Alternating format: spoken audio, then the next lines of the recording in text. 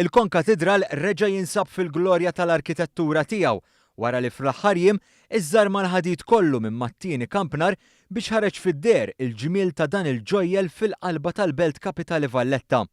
Il-proġett tar-restawr li ħadd 3 snin ġie inawgurat wara ħidma metikoluża mill-ħaddiema tal-Gvern fi ħdan id-Direttorat tar-Restawr.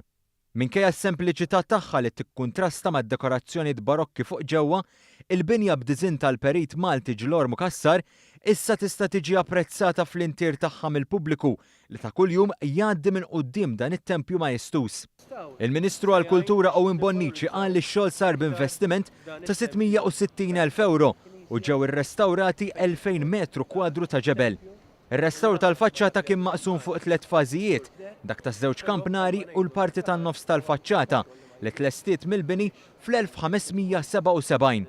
Il-perit responsabbli mill-proġett tar-restawr Jean Frendo qalet li f'partijiet varji tal-faċċata tneħħew dbajja kkawżati mill-umdità u nbidel il-ġebel maqsum. Qalet li xi ftit minn dawn il-ġebel kellhom deterjorament avvanzat u bekk tneħħew kompletament waqt li tneħħaw wkoll il-ħmieċ u l-bejtiet u ż-żeba ġiet irtokjata. Qalet li max-xogħol tneħħew ukoll il-ganċijiet tal-metal li kienu qed jagħmlu ħsara lix-xogħol tal-ġebel u ġie rrestawrat ukoll l-arloġġ prestiġjuż li jinsab fuq il-faċċata.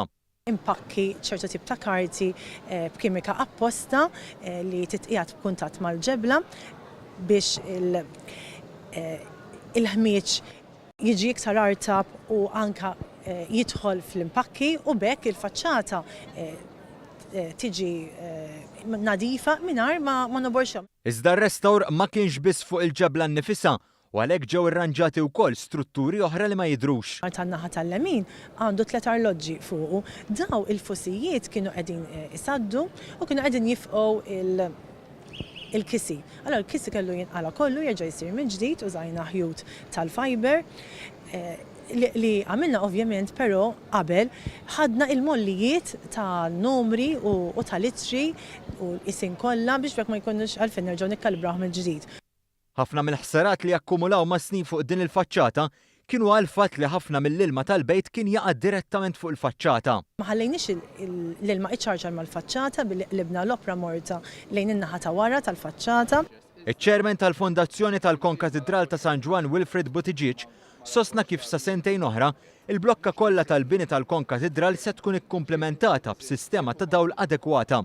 Iċ-ċermen tal-Fondazzjoni Valletta 2018 Jason Mikallef qal li waħda mill-wirjiet ewlenin ta' nhar is-Sibt li ġej fil-ftuħ tal-Valletta 2018 se tkun fil-pjazza ta' dan il-Konkatedral bi projezzjoni mal-faċċata.